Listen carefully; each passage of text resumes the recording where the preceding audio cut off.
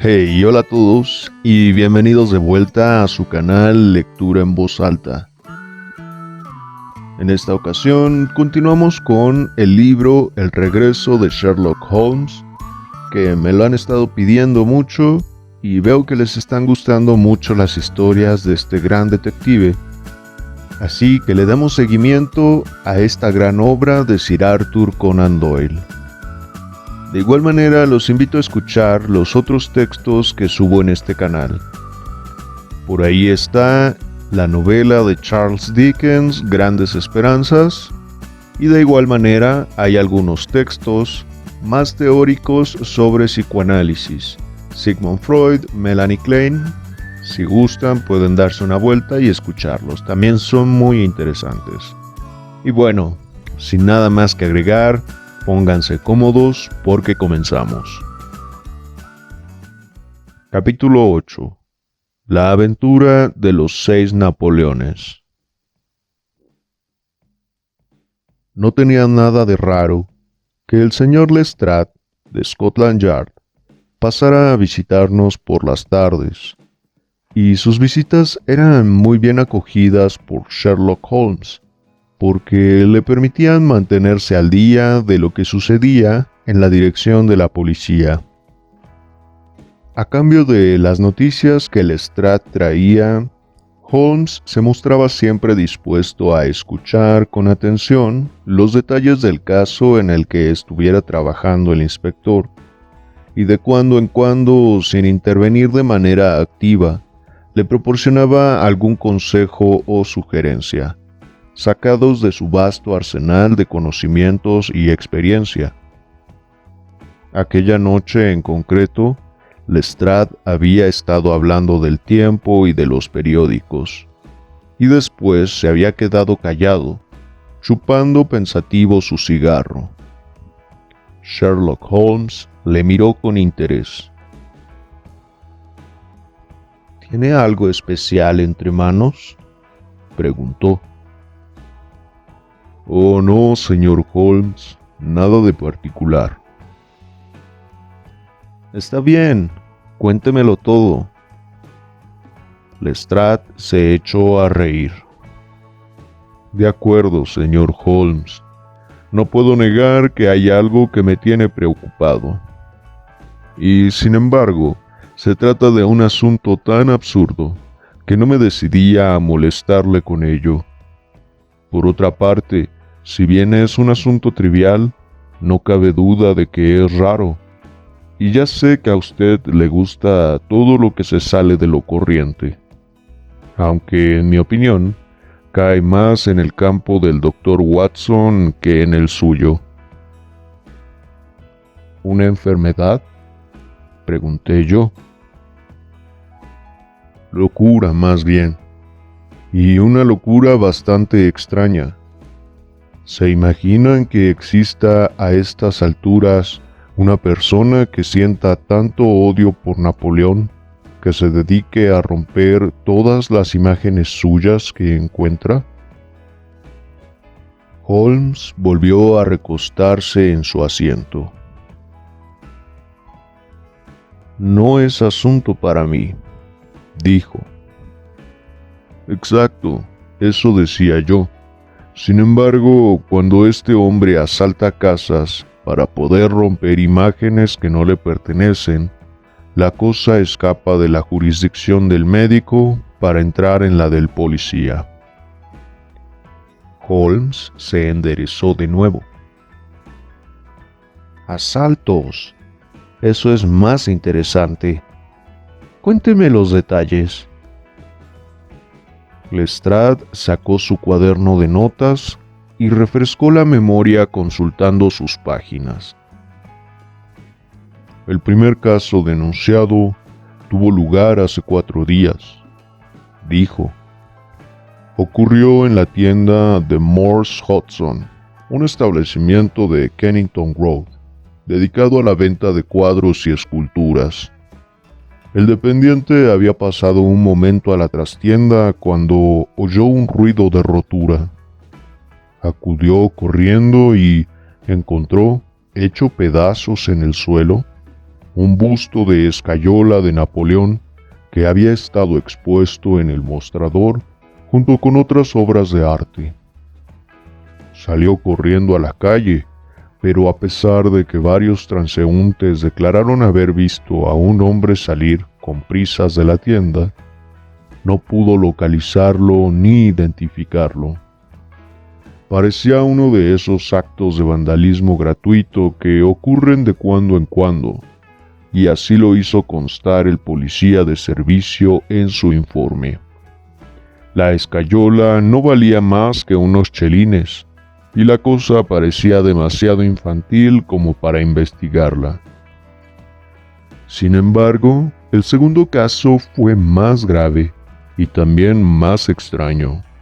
Ocurrió anoche mismo, en la misma Kennington Road, a unos cientos de metros de la tienda de Morse Hudson. Vive un médico muy conocido, el Dr. Barnicot, que tiene una de las clientelas más numerosas al sur del Támesis. Su residencia y consultorio principal están en Kennington Road, pero tiene también un quirófano y dispensario en Lower Brixton Road, a 2 millas de distancia. Resulta que este Dr. Barnicot es un ferviente admirador de Napoleón y tiene la casa llena de libros, retratos y reliquias del emperador. Hace mucho tiempo, compró a Morse Hudson 2 reproducciones en escayola de la famosa cabeza de Napoleón esculpida por el francés Devine. Colocó una en el vestíbulo de su casa de Kennington Road y la otra en la repisa de la chimenea del quirófano de Lower Brixton. Pues bien, cuando el Dr. Barnicot se levantó esta mañana, se quedó estupefacto al descubrir que su casa había sido asaltada por la noche, pero que no se habían llevado nada más que la cabeza de Napoleón del recibidor. La habían sacado al jardín y la habían estrellado contra la pared, al pie de la cual encontramos sus fragmentos. Holmes se frotó las manos. «Esto sí que es una novedad», dijo.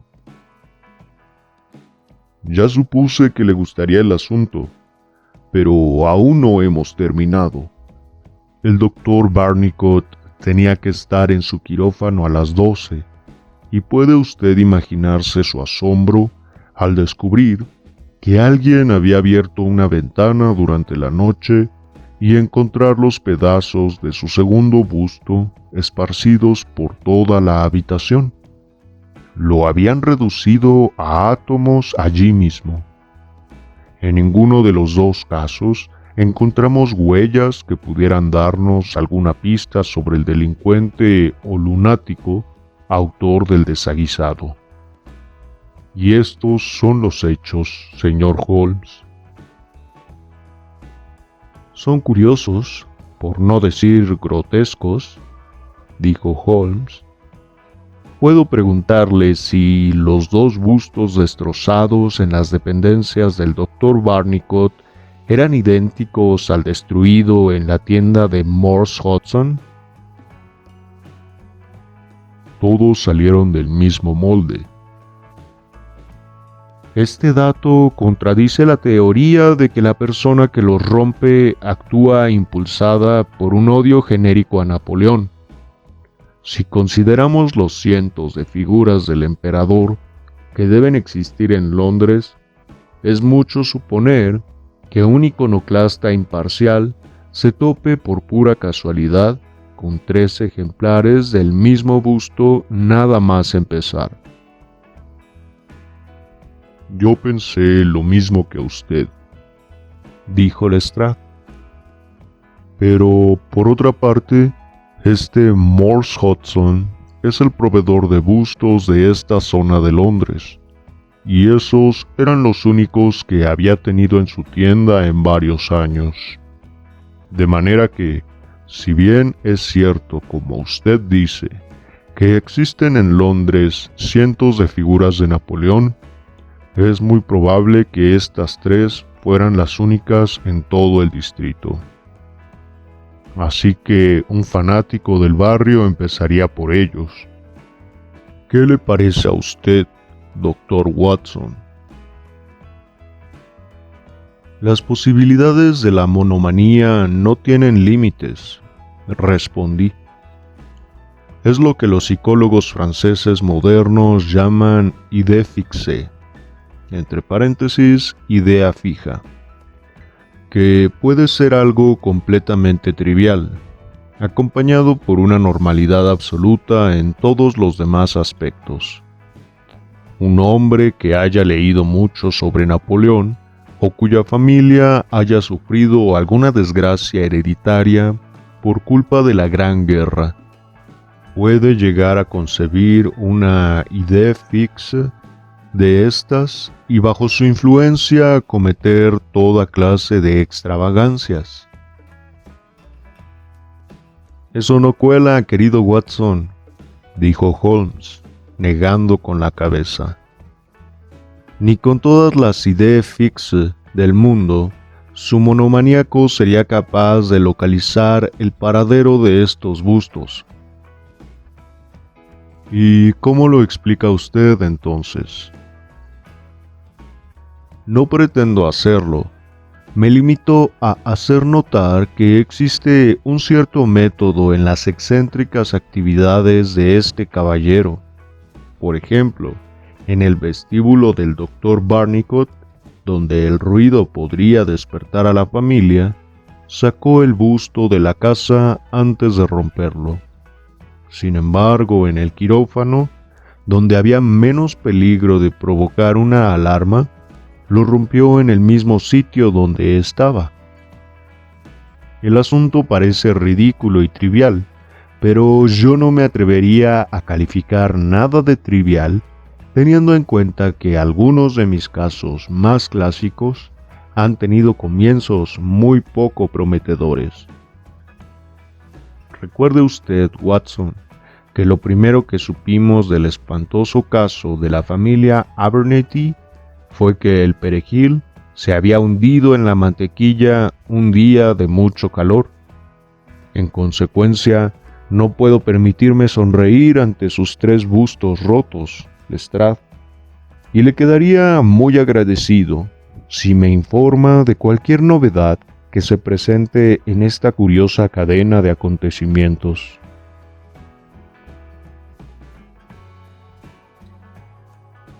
Las novedades que pedía mi amigo llegaron mucho antes y con aspecto infinitamente más trágico de lo que yo habría podido imaginar.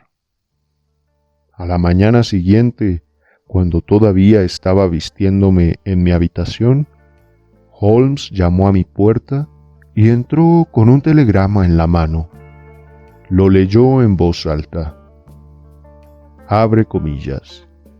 Venga inmediatamente. 131 Pitt Street, Kensington. Lestrade. Cierra comillas. ¿Qué es lo que pasa?, pregunté. Ni idea. Puede ser cualquier cosa, pero sospecho que se trata de la continuación de la historia de los bustos, en cuyo caso, nuestro amigo el iconoclasta ha comenzado a operar en otro barrio de Londres. Hay café en la mesa, Watson, y tengo un coche en la puerta. Media hora después, llegábamos a Pitt Street, un pequeño remanso de tranquilidad junto a una de las zonas más animadas de la vida londinense. El número 131 formaba parte de una hilera de casas todas iguales, todas de fachada lisa, respetables y nada románticas. Al acercarnos, vimos una multitud de curiosos que se agolpaba contra la verja que había delante de la casa. Holmes soltó un silbido. «¡Por San Jorge!», Se trata por lo menos de un intento de asesinato. Por menos de eso, un mensajero de Londres no se para a mirar. Ha habido un acto de violencia, como se deduce de los hombros caídos y el cuello estirado de aquel individuo. ¿Qué es eso, Watson? El escalón más alto está fregado y los demás están secos, y hay pisadas por todas partes. Bueno, ahí tenemos a Lestrade en la ventana delantera, y pronto nos enteraremos de todo. El inspector nos recibió con una cara muy seria y nos hizo pasar a una sala de estar, donde un hombre mayor, desgreñado y nerviosísimo, vestido con un batín de franela, daba zancadas de un lado a otro. Lestrade nos lo presentó como el propietario de la casa, señor Horace Harker, del Sindicato Central de Prensa. «Es otra vez el asunto de los Napoleones», dijo Lestrade. «Anoche pareció usted interesado, señor Holmes, y pensé que tal vez le gustaría estar presente ahora que el caso ha tomado un giro mucho más grave». «¿Qué giro ha tomado?» «El del asesinato. Señor Harker, ¿quiere usted explicar a estos caballeros exactamente lo que ha ocurrido?» El hombre del batín se volvió hacia nosotros con una expresión de profunda melancolía. «Es algo extraordinario», dijo, «que habiéndome pasado la vida recogiendo noticias sobre otra gente, ahora que me cae encima una verdadera noticia, me encuentro tan trastornado y tan fastidiado que no puedo ligar dos palabras seguidas. Si hubiera venido aquí como periodista, me habría entrevistado a mí mismo y habría colocado 2 columnas en todos los periódicos de la tarde.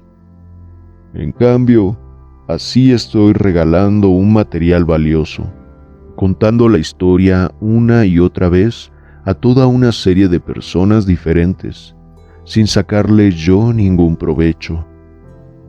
No obstante, he oído hablar de usted, señor Holmes, y si consigue usted explicar este asunto tan raro, me sentiré compensado por la molestia de tener que contarle la historia». Holmes tomó asiento y escuchó. «Todo parece centrarse en este busto de Napoleón que compré para esta misma habitación hace unos 4 meses. Lo conseguí barato en Harding Brothers, a 2 puertas de la estación de High Street. Gran parte de mi trabajo periodístico lo hago de noche y a veces me quedo escribiendo hasta altas horas de la madrugada. Eso es lo que hice hoy. Estaba en mi cuchitril en la parte trasera del piso alto, a eso de las 3 de la mañana, cuando tuve la seguridad de haber oído ruidos abajo. Me puse a escuchar, pero no se repitieron, y llegué a la conclusión de que habían venido del exterior. De pronto, unos 5 minutos más tarde, se oyó un grito espantoso, el sonido más horroroso que he oído en mi vida, señor Holmes. Me seguirá resonando en los oídos mientras viva. Me quedé helado de espanto 1 o 2 minutos, y luego cogí el atizador y bajé la escalera. Al entrar en esta habitación, encontré la ventana abierta de par en par, y me fijé al instante en que el busto ya no estaba en la repisa. Que un ladrón se lleve una cosa así es algo que escapa a mi comprensión, ya que se trataba tan solo de una copia de escayola sin ningún valor. Como usted mismo puede ver, el que salga por esa ventana abierta puede llegar al escalón de la puerta con solo dar una zancada larga. Evidentemente, eso era lo que el ladrón había hecho. Así que di la vuelta y fui a abrir la puerta. Al salir a la oscuridad, casi me caigo encima de un cadáver que había tendido allí. Retrocedí corriendo a buscar una luz y pude ver al pobre desgraciado con un enorme tajo en el cuello, en medio de un charco de sangre. Estaba tumbado de espaldas, con las rodillas dobladas y la boca horriblemente abierta. Estoy seguro de que se me aparecerá en sueños. Tuve el tiempo justo para tocar mi silbato de policía y después debí desmayarme, porque no recuerdo nada más, hasta que vi al policía mirándome de pie en el vestíbulo. Bien, ¿quién era el hombre asesinado?, preguntó Holmes. No tenemos nada que indique su identidad, respondió Lestrade. Podrá usted ver el cadáver en el depósito, pero hasta ahora no hemos sacado nada en limpio. Es un hombre alto, tostado por el sol, muy fuerte y de 30 años como máximo. Estaba mal vestido, pero no parece un obrero. Junto a él, caída en el charco de sangre, una navaja con cachas de asta. No sabemos si se trata del arma del crimen o si pertenecía al difunto. Sus ropas no tienen ninguna marca y en los bolsillos no llevaba nada más que una manzana, un trozo de cuerda, un plano de Londres de los que cuestan un chelín y una fotografía. Aquí la tiene. Se trataba, sin lugar a dudas, de una instantánea tomada con una cámara pequeña. En ella se veía a un hombre de aspecto despierto, rasgos pronunciados y simiescos, cejas tupidas y un curioso prognatismo en la parte inferior de la cara, que parecía el hocico de un babuino. ¿Y qué ha sido del busto?, preguntó Holmes tras estudiar atentamente la fotografía. Hemos tenido noticias de él un momento antes de que llegaran ustedes. Lo han encontrado en el jardín delantero de una casa deshabitada en Camden House Road. Estaba hecho pedazos. Ahora me disponía a ir a verlo.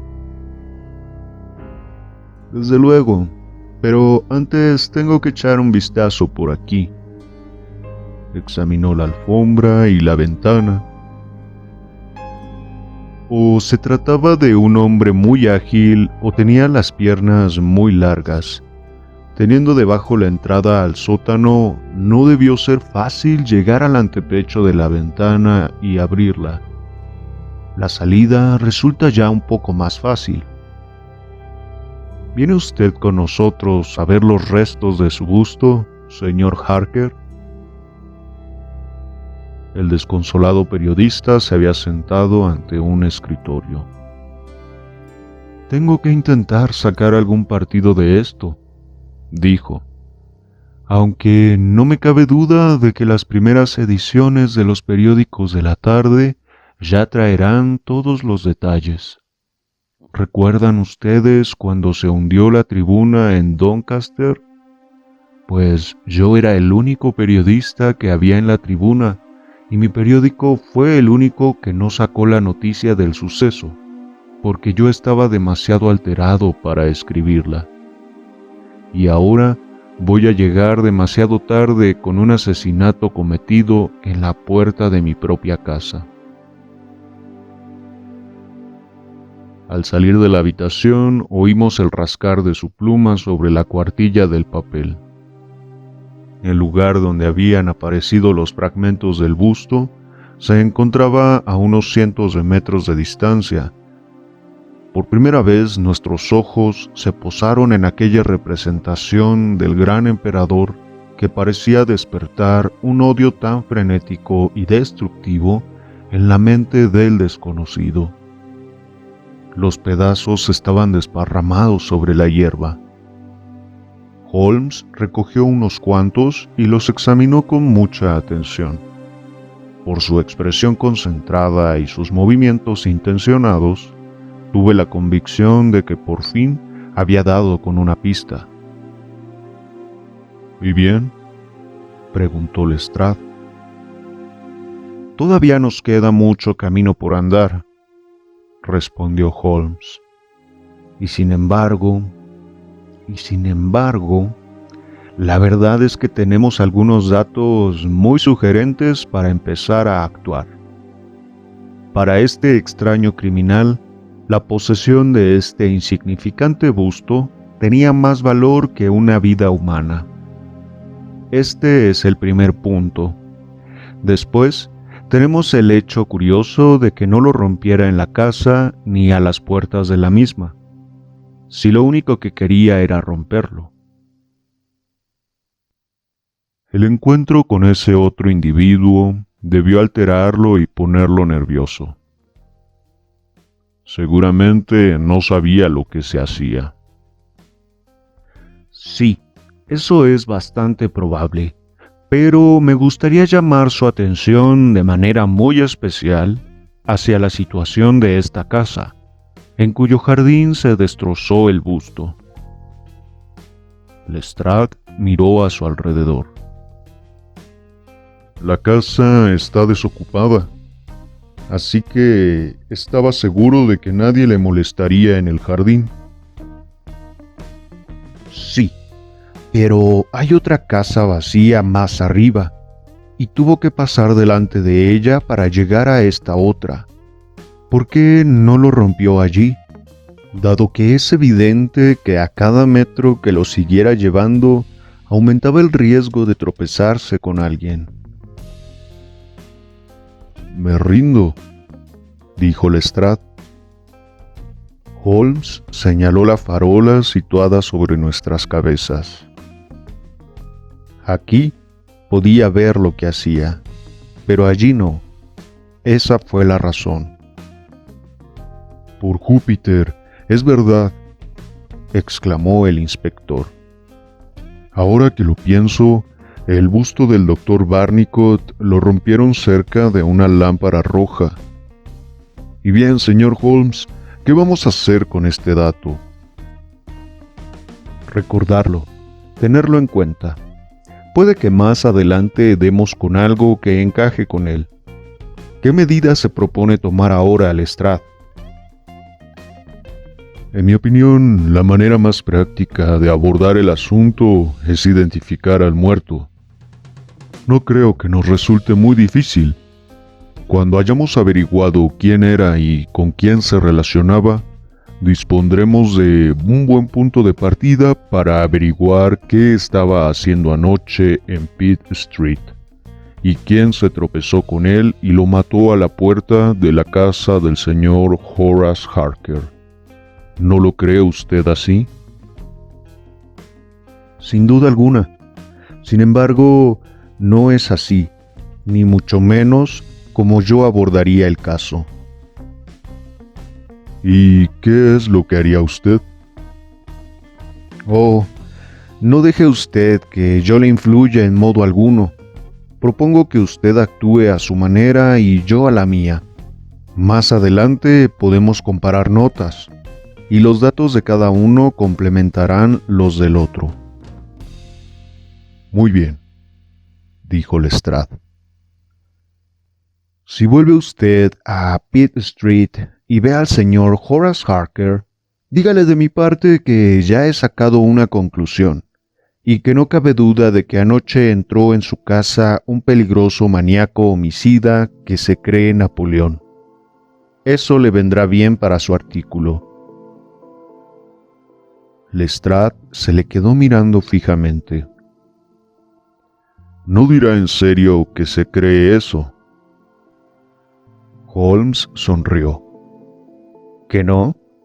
Bueno, tal vez no, pero estoy seguro de que le interesará al señor Harker y a los suscriptores del Sindicato Central de Prensa. Y ahora, Watson, creo que tenemos por delante una jornada larga y bastante complicada. Me gustaría mucho, Lestrade, que pudiera usted pasarse por Baker Street a hacernos una visita a las 6 de esta tarde. Hasta entonces, me gustaría conservar esta fotografía encontrada en el bolsillo de la víctima. Es posible que tenga que solicitar su compañía y su ayuda para una pequeña expedición que, si mi cadena de razonamientos resulta ser correcta, tendremos que emprender esta noche. Hasta entonces, adiós y buena suerte. Sherlock Holmes y yo caminamos juntos hasta High Street, y allí nos detuvimos ante la tienda de Harding Brothers, donde se había adquirido el busto. Un joven dependiente nos comunicó que el señor Harding estaría ausente hasta la tarde, y que él era nuevo y no podía darnos ninguna información. El rostro de Holmes dio señales de decepción y fastidio. Bueno, Watson, no podemos esperar que todo nos salga bien a la primera, dijo por fin. Si el señor Harding no viene hasta la tarde, tendremos que volver por la tarde. Como ya habrá sospechado, estoy intentando seguir la pista de esos bustos hasta su fuente de origen, con el fin de averiguar si existe alguna particularidad que explique su curioso destino. Vayamos a la tienda de Morse Hudson en Kennington Road y veamos si él puede arrojar algo de luz sobre el problema. Tardamos 1 hora en coche en llegar al establecimiento del vendedor de cuadros. Era un hombre bajo y rechoncho, de rostro colorado y carácter irascible. Sí, señor, en mi mismo mostrador, dijo. No sé para qué pagamos impuestos, si luego cualquier rufián puede entrar y romper las propiedades de uno. Sí, señor, fui yo quien le vendió al doctor Barnicot las 2 figuras. Es una vergüenza, señor. Es una campaña nihilista, estoy seguro. Solo a un anarquista se le ocurriría ir por ahí rompiendo estatuas. Republicanos rojos, eso es lo que son. ¿Que a quién le compré las figuras? ¿Y eso qué tiene que ver? Está bien, si se empeña en saberlo, se las compré a Gelder & Co. de Church Street, Stepney, una firma muy conocida en el negocio y desde hace 20 años. ¿Qué cuántas compré? 3, 2 y una son 3. 2 del Dr. Barnicot y una que rompieron a plena luz del día en mi propio mostrador. ¿Que si conozco a este hombre de la fotografía?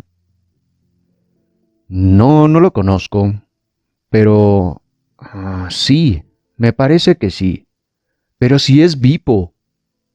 Era una especie de italiano que trabajaba por libre y que hizo algunos trabajos para la tienda. Sabía tallar un poco, dorar un marco, cosas por el estilo. Me dejó la semana pasada y desde entonces no he sabido nada de él. No sé de dónde vino ni a dónde fue. Mientras estuvo por ahí, no tuve ninguna queja de él. Se marchó 2 días antes de que rompieran el busto. Bien, eso es todo lo que razonablemente podemos esperar sacar de Morse Hudson, dijo Holmes al salir de la tienda. Tenemos a este Bipo como factor común, tanto en Kennington como en Kensington, así que no hemos recorrido estas 10 millas en vano. Ahora, Watson, vamos a Gelder & Co. de Stepney, la fuente de origen de los bustos. Mucho me extrañaría que no sacásemos algo en limpio de allí. Cruzamos en rápida sucesión el borde de Londres elegante, el Londres hotelero, el Londres teatral, el Londres literario, el Londres comercial y por último, el Londres marítimo, hasta llegar a una ciudad de 100.000 almas junto al río, en cuyas casas de apartamentos sudan y se sofocan desplazados de toda Europa. Allí, en una amplia avenida donde en otros tiempos residían los comerciantes ricos de la ciudad, encontramos el taller de escultura que íbamos buscando. La parte exterior era un gran patio lleno de piedras monumentales. En el interior había un local muy espacioso, en el que 50 operarios se dedicaban a tallar o moldear. El encargado, un alemán rubio y corpulento, nos recibió educadamente y respondió con claridad a todas las preguntas de Holmes. Una consulta a los libros reveló que se habían hecho cientos de escayolas a partir de una reproducción en mármol de la cabeza de Napoleón esculpida por Devine. Pero de las 3 enviadas a Morse Hudson aproximadamente un año atrás, formaban parte de una partida de 6, y que las otras 3 se habían enviado a Harding Brothers de Kensington. No existía razón alguna para que esas 6 fueran diferentes de las demás escayolas. No se le ocurría ningún posible motivo para que alguien quisiera destruirlas. Es más, la idea le daba risa. El precio de venta al por mayor era de 6 chelines, pero el minorista podía sacar 12 o más. La copia se sacaba en 2 moldes, uno de cada lado de la cara, y luego se juntaban los 2 perfiles de escayola para formar el busto completo. El trabajo solían realizarlo obreros italianos en el mismo local donde nos encontrábamos. Una vez terminados, los bustos se ponían a secar sobre una mesa en el pasillo y después se almacenaban. Eso era todo lo que podía decirnos, pero la presentación de la fotografía tuvo un notable efecto sobre el encargado. Su cara enrojeció de ira y sus cejas se fruncieron sobre sus azules y teutónicos ojos. «¡Ah, granuja!», exclamó. «Sí, ya lo creo, le conozco muy bien. Este ha sido siempre un establecimiento respetable, y la única vez que hemos tenido aquí a la policía fue por culpa de este individuo. Eso fue hace más de un año. Apuñaló a otro italiano en la calle, y luego vino al taller con la policía pisándole los talones, y aquí lo detuvieron. Se llamaba Bipo. Nunca supe su apellido. Me está bien empleado por contratar a un tipo con esa cara, pero era buen trabajador, uno de los mejores». «¿Qué le cayó?». «El otro no murió, así que le cayó solo un año. Seguro que ya está libre, pero por aquí no se ha atrevido a asomar la nariz. Tenemos aquí a un primo suyo, y estoy casi seguro de que él podría decirle por dónde anda». No, dijo Holmes. «Ni una palabra al primo, ni una palabra, se lo ruego. Se trata de un asunto muy importante, y cuantos más progresos hago, más importante parece. Cuando consultó usted en el libro la venta de esas escayolas, me fijé en que la fecha era el 3 de junio del año pasado. ¿Podría usted decirme en qué fecha fue detenido Bipo?». «Podría decirse aproximadamente consultando los pagos de jornales, sí», continuó después de pasar páginas durante un rato. «Recibió su última paga el 20 de mayo». «Gracias», dijo Holmes. «Creo que ya no necesito seguir abusando de su tiempo y su paciencia». Con una última advertencia de que no dijera nada de nuestras averiguaciones, nos dirigimos de nuevo hacia el oeste. Hasta bien avanzada la tarde, no pudimos tomar un apresurado almuerzo en un restaurante. A la entrada, el cartelón de un vendedor de periódicos anunciaba, abre comillas, atrocidad en Kensington, asesinado por un loco, cierra comillas. Y el contenido del periódico demostraba que el señor Horace Harker había conseguido, después de todo, hacer llegar su relato a la imprenta. La narración del incidente, en un estilo sumamente sensacionalista y florido, ocupaba 2 columnas. Holmes apoyó el periódico en las vinagreras y lo leyó mientras comíamos. En 1 o 2 ocasiones se rió por lo bajo. «Esto está muy bien, Watson», dijo. «Escuche esto. Es un consuelo saber que en este caso no pueden darse disparidades de opiniones, ya que tanto el señor Lestrade, uno de los funcionarios más expertos del cuerpo de policía, como el señor Holmes, detective particular de fama mundial, han llegado cada uno por su parte a la conclusión de que esta grotesca serie de incidentes que tan trágico desenlace ha tenido es fruto de la locura y no de un delito premeditado. Solo la aberración mental puede explicar los hechos. La prensa, Watson, es una institución valiosísima, si uno sabe cómo utilizarla.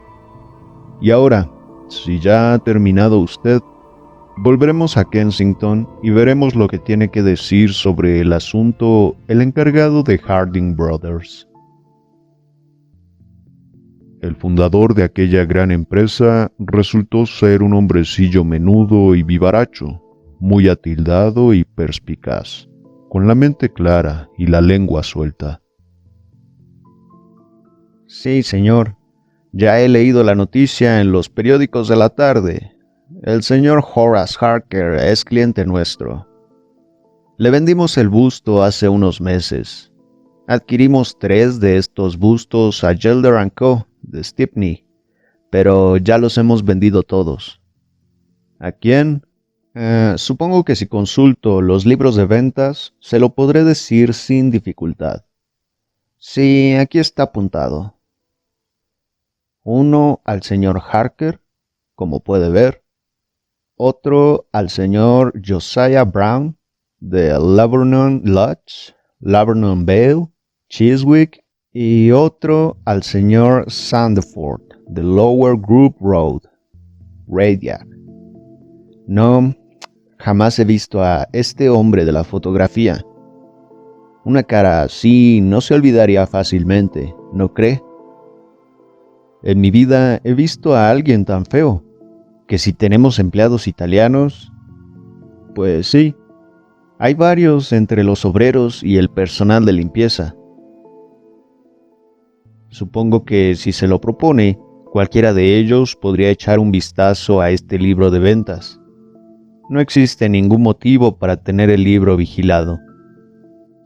En fin, este es un asunto muy raro, y confío en que me avise si sus investigaciones dan algún fruto.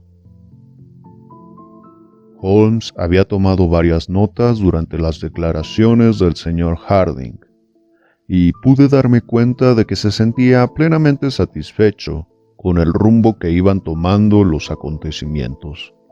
Sin embargo, no hizo ningún comentario, exceptuando el de que, si no nos dábamos prisa, íbamos a llegar tarde a nuestra cita con Lestrade.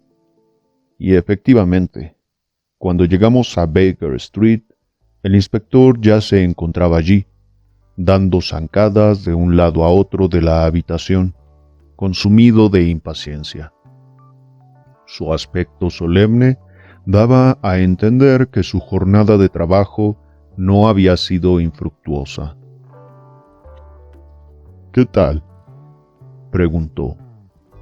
«¿Ha habido suerte, señor Holmes?» «Hemos tenido un día muy ocupado», pero no todo ha sido tiempo perdido, explicó mi amigo.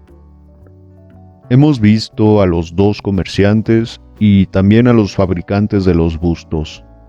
Ahora puedo seguirle la pista a cada uno de los bustos desde el principio. «Los bustos», exclamó Lestrade. Bueno, usted tiene sus propios métodos, señor Sherlock Holmes, y no seré yo quien diga una palabra en contra de ellos. Pero me parece que yo he aprovechado la jornada mejor que usted. He identificado al muerto. No me diga. Y he descubierto un móvil para el crimen. Espléndido. Uno de nuestros inspectores está especializado en Saffron Hill y el barrio italiano. Pues bien, el cadáver llevaba colgado del cuello un símbolo católico, y esto, junto con el tono de su piel, me hizo pensar que era latino. El inspector Hill lo identificó nada más verlo. Se llamaba Pietro Benucci, natural de Nápoles, y era uno de los peores asesinos de Londres. Estaba relacionado con la mafia, que, como usted sabe, es una organización política secreta que impone sus reglas por medio del asesinato. Como ve, las cosas empiezan a aclararse. Lo más probable es que el otro tipo sea también italiano y miembro de la mafia. Ha debido romper alguna de sus reglas y la organización envió a Pietro para ajustarle las cuentas. Es muy posible que la fotografía que encontramos en el bolsillo del muerto sea de nuestro hombre y que la llevara para asegurarse de que no apuñalaba a otra persona. Pietro va siguiendo al tipo, lo ve meterse en una casa, espera a que salga y en la pelea que se entabla es él quien recibe una herida mortal. ¿Qué le parece, señor Holmes? Holmes palmoteó en señal de aprobación. «Excelente, Lestrade, excelente», exclamó. «Pero no sé si he entendido muy bien su explicación de la destrucción de los bustos». ¿Los bustos? ¿No hay quien le saque esos bustos de la cabeza? Al fin y al cabo, eso no es nada. Hurto menor, 6 meses como máximo. Lo que de verdad estamos investigando es el asesinato, y le digo que ya casi tengo todos los hilos en mis manos. ¿Qué va a hacer a continuación? Muy sencillo. Iré con Hill al barrio italiano. Encontraremos al hombre de la fotografía y lo detendremos, acusado de asesinato. ¿Quiere venir con nosotros? Creo que no. Me da la impresión de que podemos lograr nuestro objetivo de un modo más sencillo. No puedo estar seguro porque todo depende. En fin, depende de un factor que está completamente fuera de nuestro control. Pero tengo grandes esperanzas. De hecho, podría apostar 2 contra 1 a que si usted nos acompaña esta noche, podré ayudarle a echarle el guante. ¿En el barrio italiano? No, creo que en Chiswick nos será mucho más fácil encontrarlo.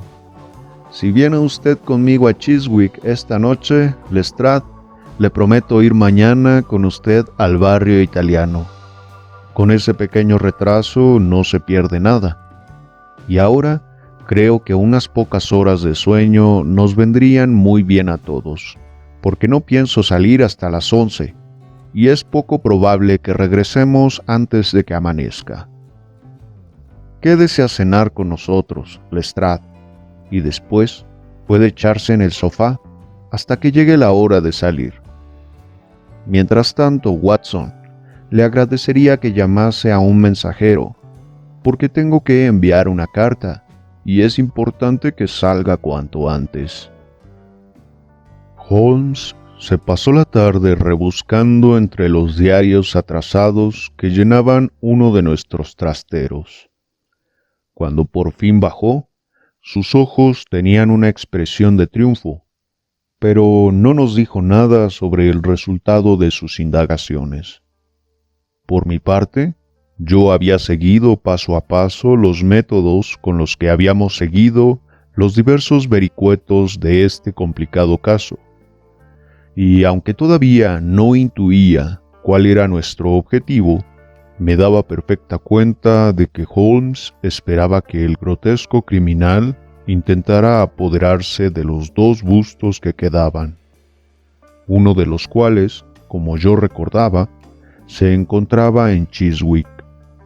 Sin duda, el objeto de nuestro viaje era atraparlo con las manos en la masa, y no podía dejar de admirar la astucia con que mi amigo había insertado una pista falsa en el periódico de la tarde, para que nuestro hombre pensara que podía seguir adelante con su plan impunemente. No me sorprendí cuando Holmes sugirió que llevara mi revólver. Él ya se había equipado con la pesada fusta de caza, que era su arma favorita. Un coche nos aguardaba a las 11 en la puerta, y en él llegamos hasta un lugar al otro lado del puente de Hammersmith, donde dijimos al cochero que nos esperara. Una corta caminata nos llevó hasta una calle solitaria, flanqueada por bonitas casas, cada una con su terreno propio. A la luz de una farola leímos Laburnum Villa en la entrada de una de ellas. Evidentemente sus ocupantes se habían retirado a dormir, porque todo estaba oscuro, a excepción de una luz sobre los cristales de la puerta del vestíbulo, que arrojaba un borroso círculo de luz sobre el sendero del jardín. La valla de madera que separaba el jardín de la calle proyectaba una densa sombra negra hacia la parte de adentro, y allí fue donde nos agazapamos. «Me temo que tendremos que esperar mucho tiempo», susurró Holmes. «Podemos dar gracias al cielo de que no llueva.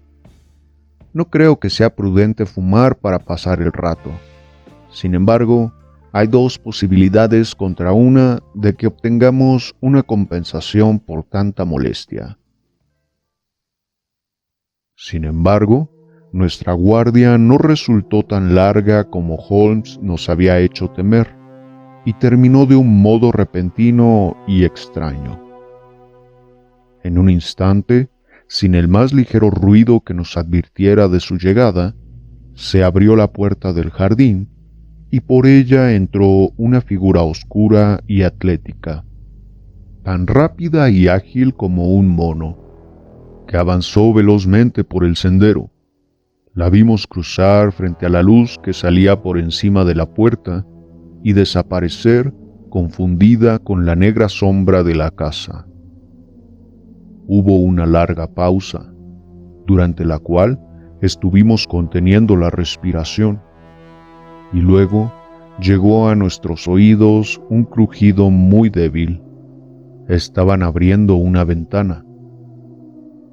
El ruido cesó, y de nuevo se produjo un largo silencio. El individuo había entrado en la casa. Vimos el súbito resplandor de una linterna sorda dentro de la habitación. Evidentemente, lo que buscaba no estaba allí, porque enseguida vimos el resplandor a través de otra ventana y después de otra. «Acerquémonos a la ventana abierta. Lo atraparemos cuando vuelva a salir», cuchicheó Lestrade. Pero antes de que pudiéramos hacer un movimiento, el hombre salió de nuevo. Al pasar por el círculo de luz, vimos que llevaba un objeto blanco bajo el brazo. Miró furtivamente a su alrededor y el silencio de la calle desierta le tranquilizó. dándonos la espalda, dejó en el suelo su carga y al instante oímos un golpe seco, seguido por un ruido de rotura. El hombre estaba tan concentrado en lo que hacía que no oyó nuestros pasos, que avanzaban sigilosamente por el césped. Con un salto de tigre, Holmes cayó sobre su espalda, y un segundo después, Lestrade y yo lo teníamos agarrado por las muñecas y le habíamos colocado las esposas. Cuando le dimos la vuelta, vimos una cara cetrina y repugnante, que nos miraba temblando de furia, y comprendí que habíamos capturado al hombre de la fotografía. Pero Holmes no estaba prestando atención a nuestro prisionero. Agachado junto al umbral de la puerta, examinaba con la máxima atención el objeto que el hombre había sacado de la casa. Se trataba de un busto de Napoleón, igual al que habíamos visto por la mañana, y roto en fragmentos similares. Con mucho cuidado, Holmes acercó a la luz cada pedazo, pero estos en nada se diferenciaban de cualquier otro trozo de escayola rota. Acababa de terminar su inspección cuando se encendieron las luces del vestíbulo. Se abrió la puerta y apareció en el umbral el dueño de la casa, un hombre grueso y jovial en mangas de camisa. «El señor Josiah Brown, supongo», dijo Holmes. «Sí, señor. Y usted, sin duda, es Sherlock Holmes. Recibí la carta que me envió por mensajero, e hice exactamente lo que usted me indicaba. Cerramos todas las puertas por dentro y aguardamos a ver qué ocurría. Vaya, me alegra comprobar que han agarrado a ese granuja. Supongo, caballeros, que entrarán a tomar algo». Pero Lestrade estaba ansioso por poner a su hombre a buen recaudo, así que a los pocos minutos habíamos hecho venir a nuestro coche y los cuatro íbamos camino de Londres. Nuestro cautivo no dijo una sola palabra. Se limitó a mirarnos con furia desde la sombra de sus desgreñados cabellos, y una vez que mi mano le pareció a su alcance, le lanzó un mordisco como un lobo hambriento. Nos quedamos en la comisaría el tiempo suficiente para enterarnos de que, al registrar sus ropas, no se había encontrado nada más que unos pocos chelines y una enorme navaja, en cuyas cachas se veían abundantes huellas de sangre reciente. «Esto va bien», dijo Lestrade al despedirnos. «Hill conoce a toda esta gente y sabrá cómo se llama. Ya verá usted cómo mi teoría de la mafia resulta cierta, pero desde luego le estoy agradecidísimo, señor Holmes, por la manera tan profesional con que le ha echado el guante. Todavía no lo comprendo bien todo». «Me temo que es muy tarde para explicaciones», dijo Holmes. «Además, aún queda uno o dos detalles por aclarar, y este es uno de los casos que vale la pena apurar hasta el final. Si se pasa una vez más por mis aposentos mañana a las 6, creo que podré demostrarle que aún no ha capturado usted todo el significado de este asunto, que presenta algunos aspectos que lo convierten en un caso absolutamente original en la historia del crimen. Si alguna vez le autorizo a escribir más crónicas de mis pequeños problemas, Watson, estoy seguro de que el relato de la singular aventura de los bustos de Napoleón animará considerablemente sus páginas. Cuando volvimos a reunirnos a la tarde siguiente, Lestrade venía provisto de abundante información acerca de nuestro detenido. Al parecer se llamaba Bipo, de apellido desconocido. Era un truán bastante conocido en la colonia italiana. En otros tiempos había sido un hábil escultor que se ganaba honradamente la vida, pero se había torcido por el mal camino y ya había estado 2 veces en la cárcel, una por hurto y la otra, como ya sabíamos, por apuñalar a un compatriota.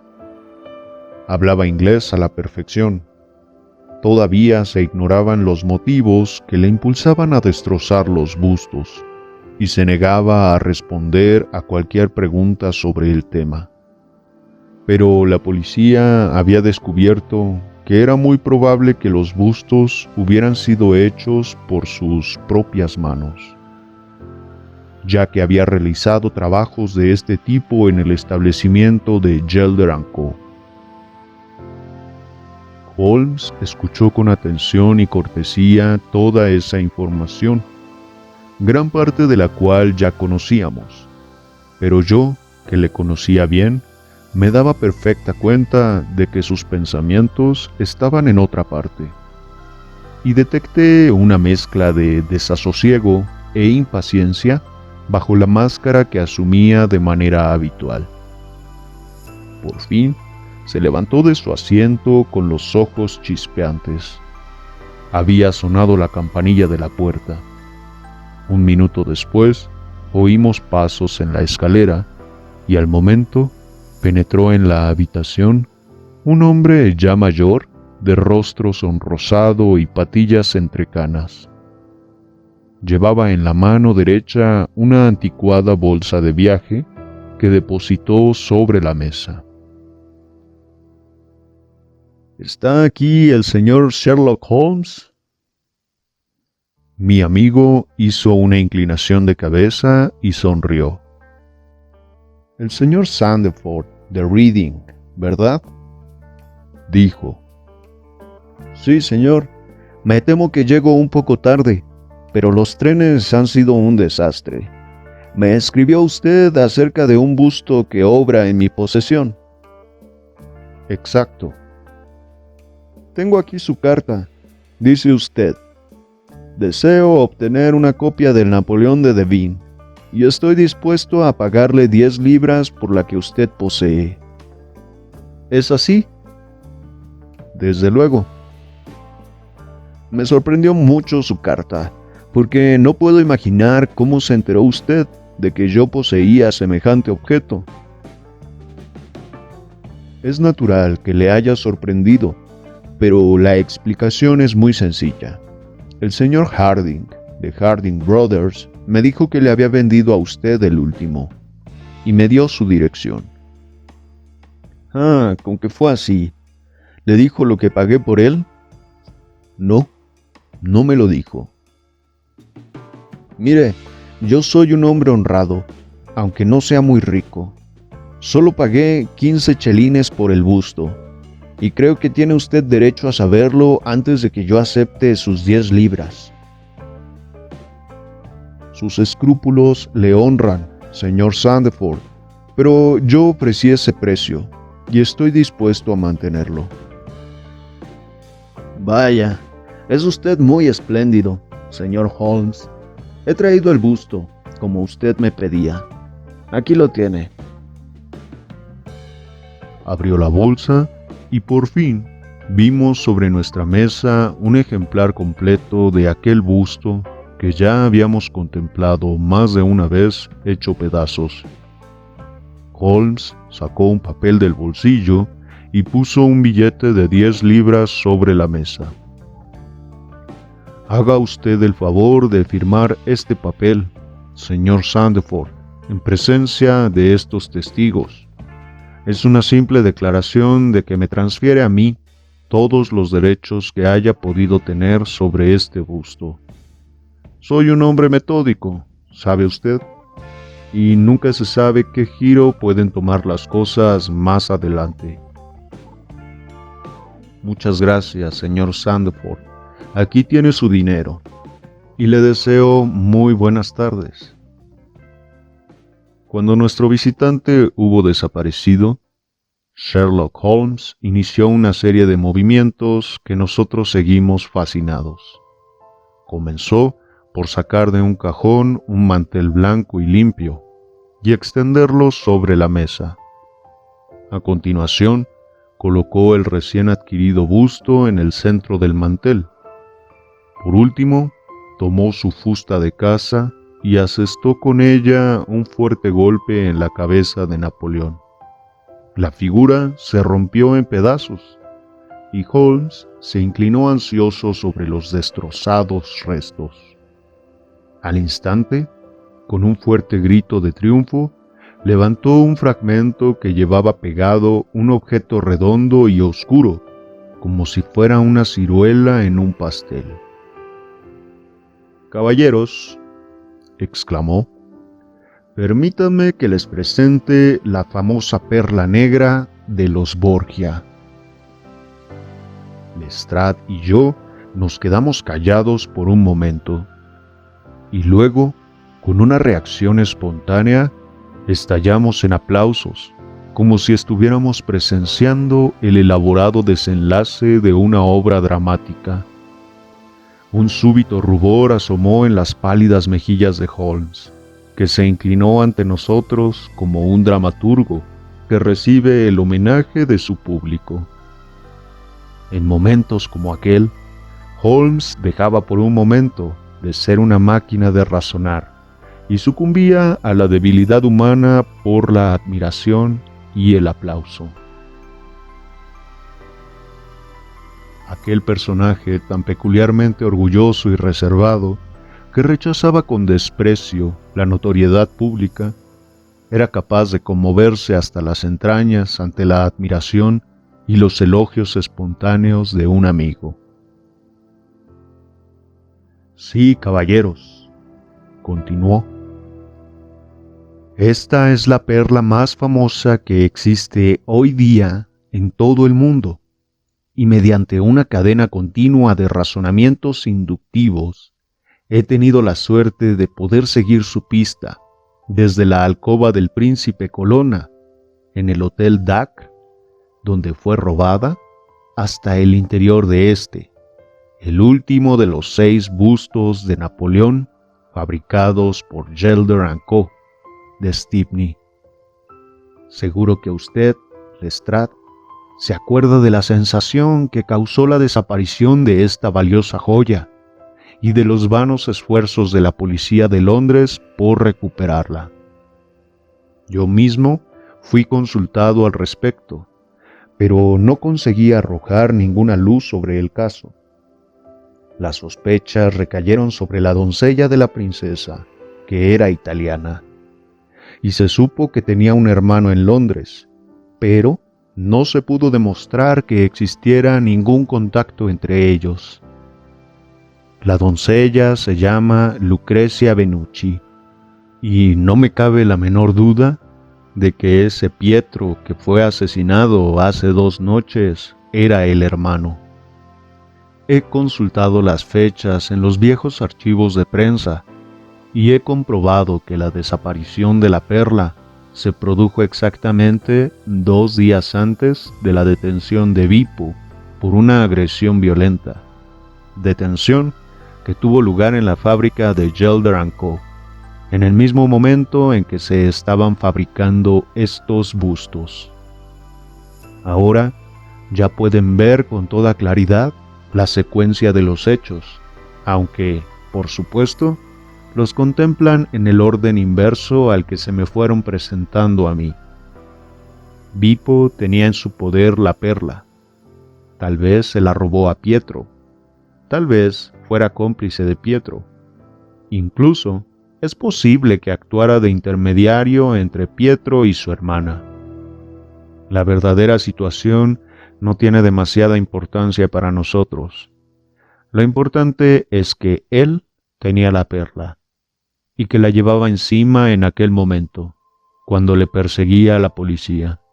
Se dirigió a la fábrica en la que trabajaba y sabía que disponía solo de unos pocos minutos para ocultar este valiosísimo botín, que de otro modo sería descubierto cuando le registraran. En el pasillo había 6 Napoleones de escayola secándose, Uno de ellos aún estaba blanco. En un instante, Bipo, que era un trabajador muy hábil, hizo un agujerito en el yeso húmedo, metió en él la perla y con unos pocos toques tapó de nuevo la abertura. El escondrijo era perfecto, nadie podría descubrirlo. Pero Bipo fue condenado a 1 año de cárcel, y mientras tanto, los 6 bustos quedaron desperdigados por Londres. Era imposible saber cuál de ellos contenía el tesoro. Solo rompiéndolos podía averiguarlo. Ni siquiera sacudiéndolos podía descubrir nada, porque como el yeso estaba húmedo, lo más probable era que la perla hubiera quedado adherida a él, como efectivamente ha sucedido. Bipo no se dio por vencido y llevó a cabo su investigación con considerable ingenio y perseverancia. Por medio de un primo que trabajaba en Gelder, se informó de los minoristas que habían adquirido los bustos. Se las arregló para conseguir trabajo en Morse Hudson y de este modo siguió la pista a 3 de ellos. La perla no estaba en ninguno. Entonces, con ayuda de algún empleado italiano, logró averiguar dónde habían ido a parar los otros 3 bustos. El primero estaba en casa de Harker. Allí fue acosado por su compinche, que consideraba a Bipo responsable de la pérdida de la perla. Y en el forcejeo que se produjo a continuación, Bipo lo apuñaló. Si Pietro era su cómplice, ¿para qué llevaba la fotografía?, pregunté yo. Para seguirle la pista, si tenía necesidad de preguntar por él a terceras personas. Es la explicación más obvia. Pues bien, después del asesinato, me figuré que lo más probable sería que Bipo apresurara sus acciones, en lugar de proceder despacio. Tendría miedo de que la policía averiguase su secreto, así que se daría prisa antes de que le tomaran la delantera. Por supuesto, yo no podía saber si había encontrado o no la perla en el busto de Harker. Ni siquiera estaba seguro de que se tratara de la perla, pero era evidente que andaba buscando algo, puesto que se llevó el busto a varias casas de distancia para romperlo en un jardín que tuviera una farola al lado. Puesto que el busto de Harker era uno de los 3 que quedaban, las posibilidades eran exactamente las que yo les dije: 2 contra 1 a que la perla no se encontraba allí. Quedaban 2 bustos, y lo natural era que fuera primero a por el de Londres. Avisé a los habitantes de la casa, con el fin de evitar una segunda tragedia, y allá fuimos nosotros con magníficos resultados. Pero entonces, desde luego, yo ya estaba seguro de que andábamos detrás de la perla de los Borgia. El apellido del hombre asesinado conectaba un caso con el otro. Solo quedaba ya un busto, el de Reading, y en él tenía que estar la perla. Se lo compré a su propietario en presencia de ustedes, y ahí lo tienen. Permanecimos unos momentos sentados en silencio.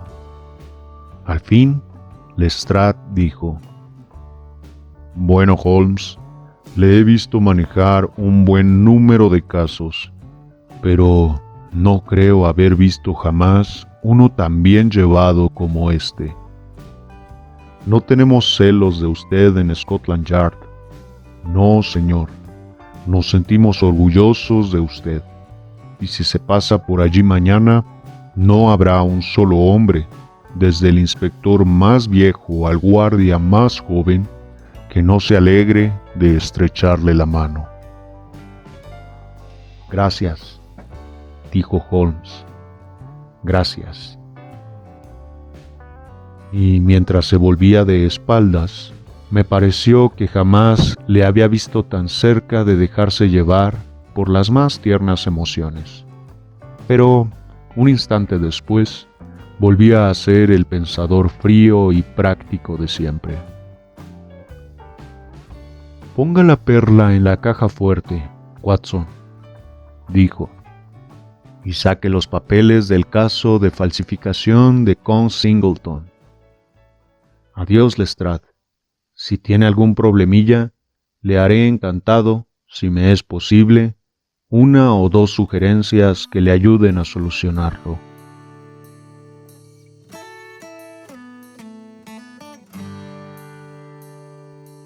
Bueno amigos, este fue el capítulo 8 del libro El regreso de Sherlock Holmes. ¿Qué les pareció esta aventura? Como siempre, el relato está lleno de giros, de cosas inesperadas, de varias hipótesis. ¿Cuáles fueron las suyas? Cuéntenme aquí abajo. Y bueno, si les gustó mi lectura, dejen un like, suscríbanse, activen la campana para saber cuando suba el próximo episodio. Hasta acá su amigo de lectura en voz alta. Que tengan buen día. Nos vemos.